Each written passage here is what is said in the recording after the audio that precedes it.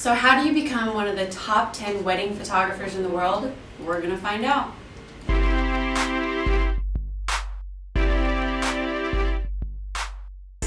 Hi everyone, I'm Melissa New and welcome to this week's Frame Your Best Shot. We are so privileged today to hang out with and chat with Jonas Peterson, a photographer out of Brisbane, Australia. And to me, he has such a phenomenal story. Just over 2.5 years ago, he started as an advertising guy that just won an amazing award, which is like the Oscars for advertising. And he felt empty. And he switched over to photography, and now he's one of the top 10 in the world. And we're so excited to have him here on the show with us today. Jonas Peterson, how are you? I'm very good, thank you. Good. How are things in Australia? Good. It's we're getting into the spring, summer, so it's getting pretty warm and nice. And, shoot. It's pretty much peak season for me, so it's very hectic time of the year, but it's good. Very hectic. In fact, when we first contacted you, you were in Thailand, you've been all over the world, and you're in Australia today, but where are you headed tomorrow, and where are you going to be in the next couple weeks? Well, I'm actually just finished up my last overseas job for the year, so I will be shooting around Australia for the rest of the year. But that's for me, it's almost like being local, so I'm pretty happy about not having, I love traveling, but I'm sort of down for the year now, I think, because it is pretty taxing. Oh yeah. Being abroad all the time, but I had a good year. Where have you been? Ooh, where haven't I been? I've been shooting in Bali, Italy, Austria, Sweden, the US, New Zealand, Spain, Mexico, the Bahamas. Jeez! That's this year, yeah. So it's been a lot of traveling, so I'm racking up those frequent 5 miles. Did you get a good nap today? Actually, it's the morning time. Did you get some sleep for you? Did you get some sleep last night? I did. I didn't wake up. I woke up pretty early. I woke up at 5:30ish, but that's pretty normal for me. I tend to do that when I have a lot of work on. I just wake up and think about everything I have to do. I think it's pretty normal. But, that's the life of a successful photographer, I guess, right? Is that what you're telling me?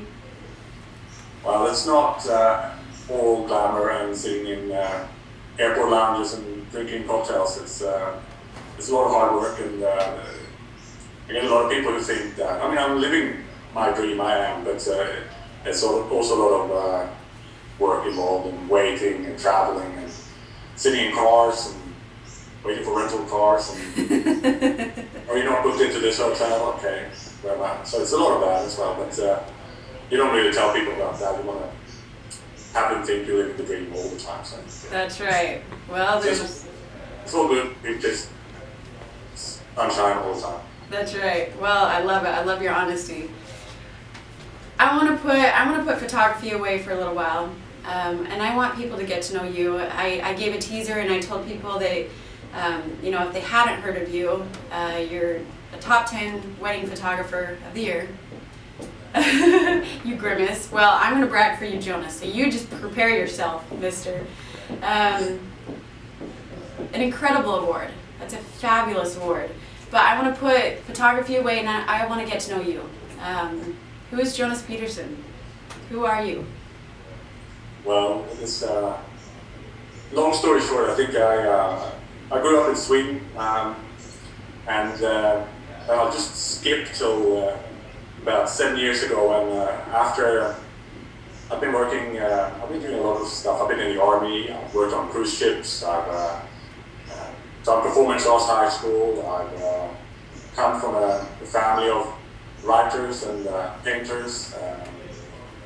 So I've sort of been trying a lot of stuff in life and just doing whatever sort of felt interesting to me. So I'm sort of, without a plan, having done a lot of different things.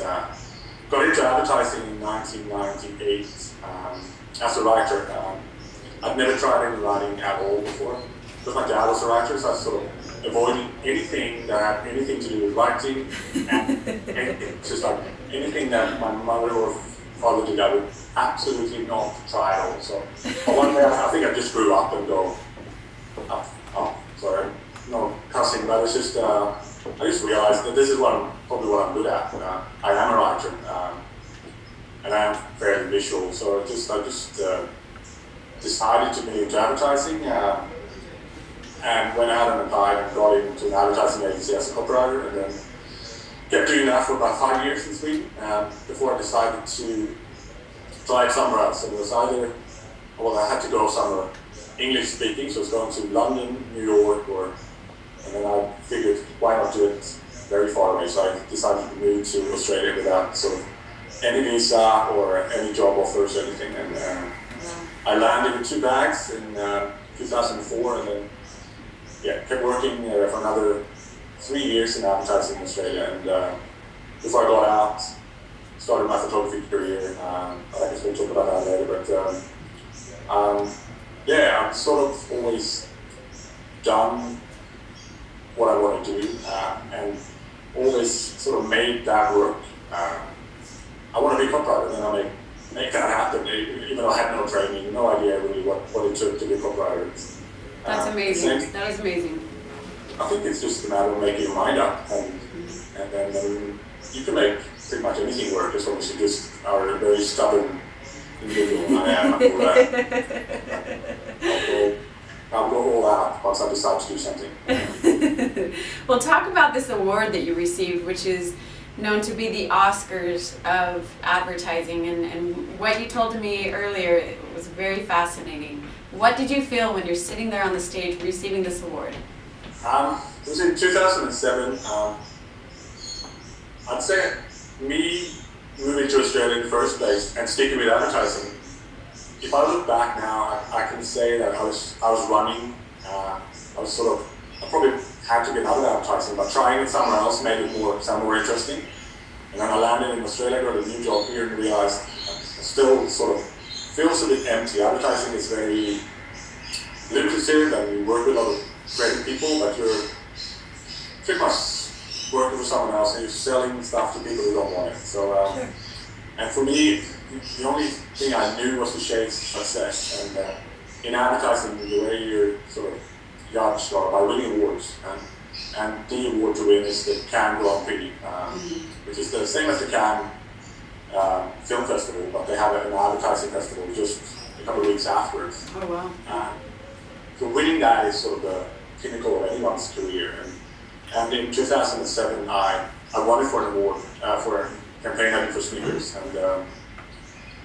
And it was all very cool, and go up on stage and you pick up this humongous big golden lion, and people are cheering, and everyone wants a piece of you and all that. And then went outside and sat down to take some photos, and I just realized it's not making me any happier, and what do I do now? And I've sort of reached that goal.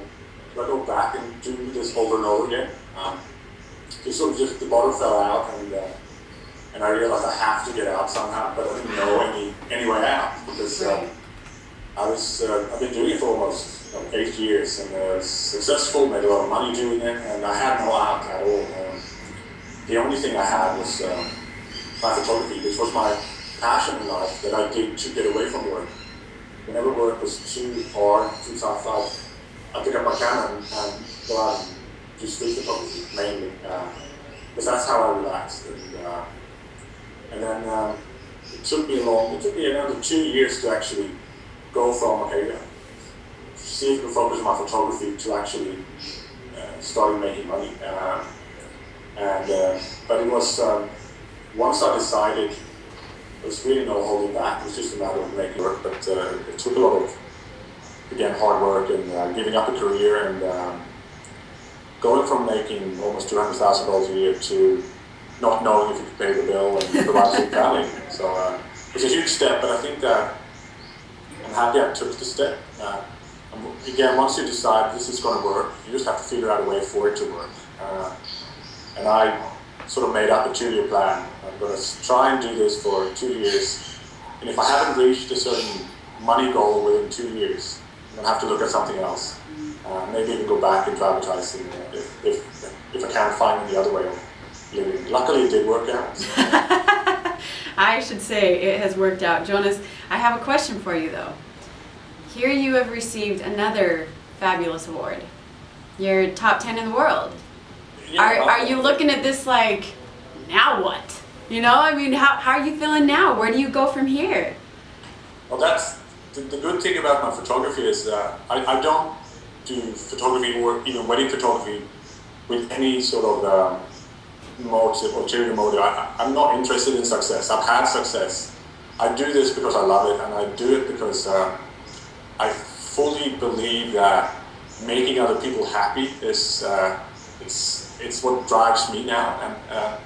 And I think as soon as I stopped focusing on the silliness of success and how to make it, that's when I became truly successful. I think so. I try to just focus on what I'm doing from day to day. I have a wedding on Saturday. I'm going to shoot that. That's all I'm focusing on. It's not how to become a successful photographer or all these things. I think it's just look at the task at hand and do that so good that, I mean, I aim at being better than I was last Saturday. That's my entire goal. And I think that's when I stopped worrying about success and all that stuff. That's when things started falling into place. And I try not to break it down too much. I just do what I do every day and try and make people happy. And that's pretty much it. I work hard and be nice to people. That's a mantra.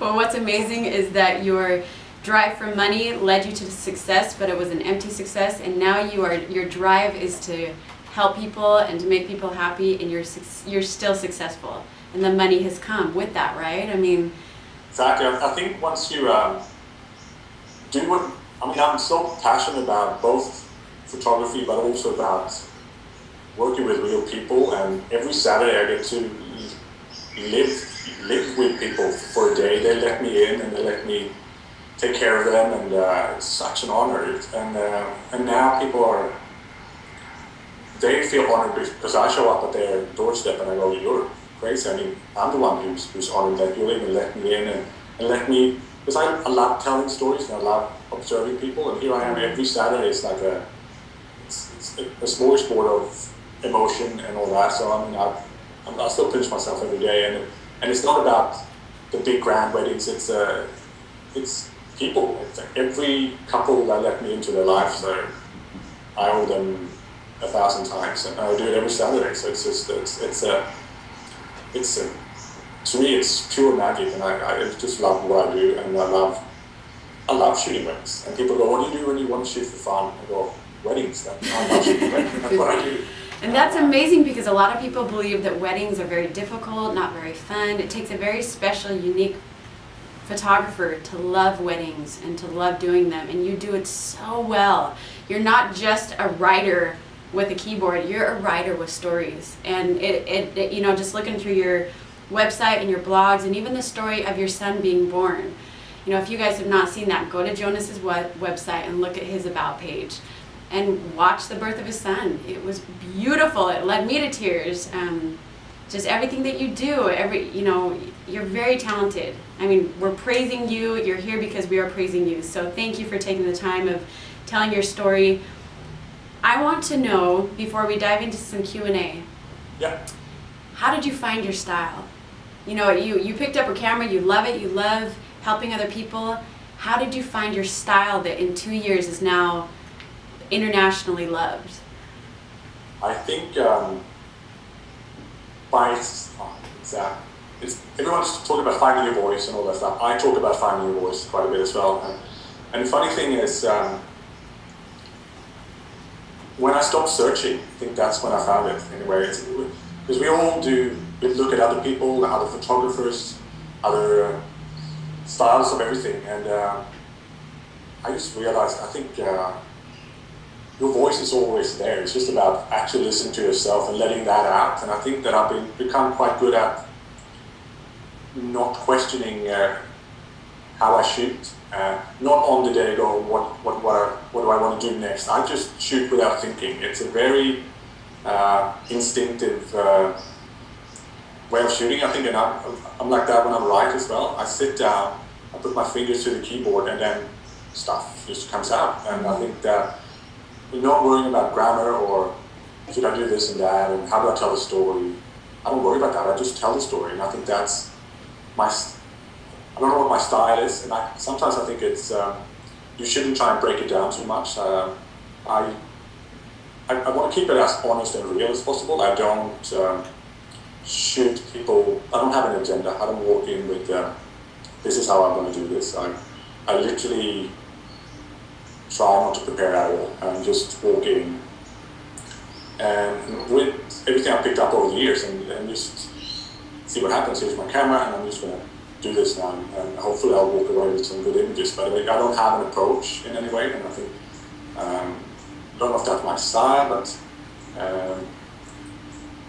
I guess storytelling in a true and honest way without faking sort of anything, and I keep it very, very simple when it comes to how I post people and all that stuff. It's I find that as soon as I do stuff to my clients or to couples, then it becomes my vision of who they are and my version of who they are. And if I tell someone to lower their shin and get your hip out, and then all of a sudden it's a mirror image of me. So I just tell people, go and stand over there, and if usually 95% of the cases that works, and if that doesn't work, I'll trigger them to do something else, but I'll never tell them how to stand or how to look at their partner or give her a hug or something like that, because I know they will anyway.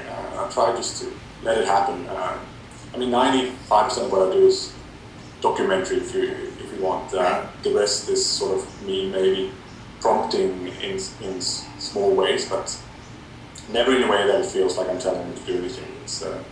It's quite simple. So it's people ask me about my approach, and it's usually not having an approach. I think, so. Well, that's some of the best advice I've heard.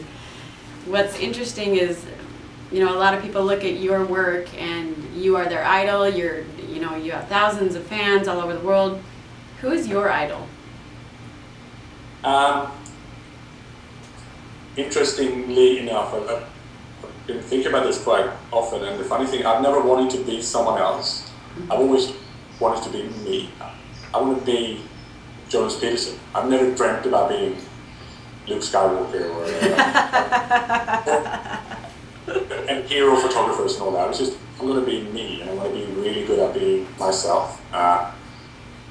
So my goal is to be the best person I can be, and that's I strive to be the best Jonas Peterson I can be. That's so. I mean, that's my goal. And hero-wise, I think I meet people every day, and they're everyday heroes. And I think it sounds like a cliche, but I think that giving up working with corporate clients and big advertising clients and working with real people, it just made me fall in love with life again. And so I don't have specific heroes. I just feel blessed to be able to work with normal people who want me in their lives. And I think so that it sounds cheesy, but my clients are my heroes for actually letting me do what I do. So yeah. Last couple questions. Jesse Kruger, dear Jonas, what lens should I buy? I think he's making fun of me. Why is he making fun of you? It's, the reason he's asking that is I have this Q&A site where people ask me questions. I've answered over 3,000 questions, and they know that I get boiling mad when people ask me stuff like that, because I say, why would I don't know you, I don't know your style, I don't know what you have currently, and I tell people to buy whatever and make that work for you. So there's someone who's actually just trying to wrap me up, I think. So get whatever lens you want, I don't know. Tell him, Jonas. Hit the screen. Yeah. Well, here's my question to you. What's your go-to lens? I shoot with 6 lenses, and I use them all every wedding. I want to shoot with less. When I shoot film, I shoot with nothing but a normal lens, or a 15mm lens. But when I shoot my weddings with digital, I shoot with a 24, a 35, a 50, an 85, and a 135. And then I also have a tilt shift. And as much as I'd like, I use them all. And I feel like I need them all, which is sad. But my most loved lens would probably be my 35mm, the 35 Canon 35L, the magic lens. But as often I'll go to the 50 or the 24. So But if I'd have to pick one lens, it would be probably the 35 because it's such a versatile focal length, I think. But I couldn't shoot a wedding just with a 35. Then I need my 135, so it's just I couldn't pick one. I think, but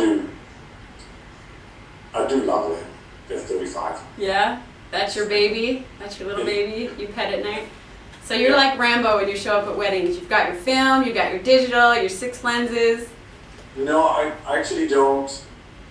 I don't bring my film cameras. I've done it a couple of times, but I find that once I start shooting, I always get into the same rhythm, and the film cameras aren't in my current sort of way of working. So I just find that they stay in the bag all the time. So I will show up with 2 camera bodies on me at all times, and then I have a shoot sack with 3 lenses in it, and that's how I roll. And then I have a big backpack, which has my flashes and all that stuff. But sure. I try and put my bags down because doing a 15-hour wedding is sort of all of your shoulders and your back and all that. So yeah. I say that I shoot with 2 bodies, but most of the time I'm trying to put one down and put the bag down. But they're always sort of in reach. So yeah. Cool. Okay, so you're not Rambo. Hopefully not. Luke Skywalker? Yeah, that would be Awesome. Well, cool. Thank you for answering those questions. I know that a lot of them you get probably all the time, but where's some place that people can see? Is it on your form spring? Yeah. If they want to see more Q&A? Yeah, and I do apologize if I come across as grumpy at times. It is, I do, because I answer those questions when I have time over, when I sit at airports and stuff like that. And I just find that people don't take the time to go back a couple of pages, and most of the time I've asked the questions already, and I think someone asked me, what lenses do you use? And I go back 2 pages, and I'll answer that. So I sit there and I swear, and sometimes it does come out the wrong way. I mean, I do it because I want to. Sharing is caring, but sometimes I get a bit frustrated when people don't take the time to actually look at what I've already answered. So, but the form spring is a good place to start if you want to know what I use, how I edit, and how I don't edit, and there's before and afters. That's all that stuff there. So yeah. Okay, and they can get to that through your website, right? Not really, but it's. You've hidden it away. No, I haven't linked to it because I don't want clients to go there because it's all very techie stuff, photography stuff, and it's. I ask the question, how do you find clients and all that stuff, and I don't necessarily think that my clients should go and read everything, how I break down my business and all that stuff. But it's formspring.me, I think, and then /Jonas Peterson. Got it. Perfect. Okay, they can check it out if they want to hear you swear and stuff, right? I love it. Jonas, you're such a fun personality. We need to hang out. So let's talk about the photo contest. First of all, for this week, the category was fall.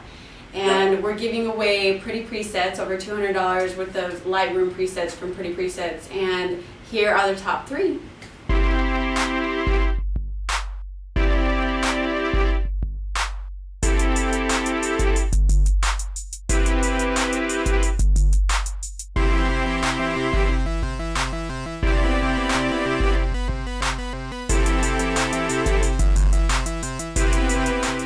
Congratulations, you're going to take home over $200 worth of Pretty Presets. Congratulations. So, all right, for this week, we've actually got, let me reach this. I don't know if you've met a fellow wedding photographer who was also a top 10 in the world, Kevin Kubota. I don't know if you guys have met yet, but he's a great guy. He just put out a book. It's called The Lighting Notebook. And it's 101 lighting styles and setups for digital photographers. So it's pretty cool. It's a pretty cool giveaway this week. And I think he's actually, yep, he signed it. It's a signed giveaway copy of his new book, which is really cool. And I want you to help us with a category. What do you think, Jonas? What do you want to see out of Frame viewers this week with a category? Yeah, we talked about this, and I think that something that I'm passionate about is when it comes to capturing people and what I do, weddings, there's so many given things that you need to shoot, and but there's also so many moments in between moments that I find extremely fascinating. You have the given moment of the kiss and the walking down the aisle and mommy crying on the first dance and all that stuff. But I'm more fascinated by the moments in between, the glance over someone's shoulder, the squeeze of a hand, all those things. And so it's just not to be too descriptive, but the moments in between, that would be for me a pretty cool thing to work with. I love it. I love that. I love that. So there it is, Frame Your Best Shot. And as Jonas said, category, moments in between, and winner this week will take home the lighting notebook. So good luck, you guys. Jonas, thank you, man. Thank you so much. Now, are you coming to the States for WPPI? I am, yeah. Okay, you're going to hit up the February show? I am. I'll be there for maybe 4 days because I'm shooting a wedding in Australia the weekend before and in South Africa the weekend after. So I'm sort of just trying to go from Australia to Vegas to South Africa. So I was sort of trying to give it a bit of time, but yeah, I will be a bit rushed, I think. But yeah. Wow. Well, hopefully we can see you there and shake your hand, give you a big hug because you're fantastic. I just think the world of you. So thanks for taking the time. Give those cute kiddos a big hug for us here at Framed. Will do. All right, Jonas. Take care. Thank you.